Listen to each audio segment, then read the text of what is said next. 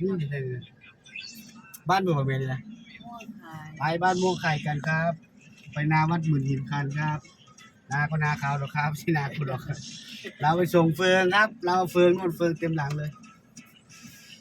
นกขอนอนนี้ตัวถึงอย่างนี้นอน นอนนะลูกเต็กอยู่ไม่ได้นอน ตั้ง เลี้ยงงูวางเลี้ยงงูแล้วมันก็ ปั๊บไม่ตัวเลย แถวปลากินเขาวางกิน รถจุกตัวนี้ เขาวางกินดิปลาขี้ เอาที่หินในเขาเนาะ หินเข้าไปขายเข้าไปได้หน้าแล้วลูกแล้วเลิก เนี่ย โอ้ดอกโบ ต้องโบกเลย ลูกขาวลูกเขาขายทองมีร้านทองนั่นแหละหัวขายตลอดเลย ปุ๊ขายแบบจ้ะ มันละ20 บาทหรอวะ ไปพระวันศิลตื่นพร้อมตื่น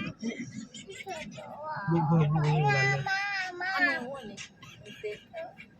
ขายทองอยู่บ้านเฮาสาม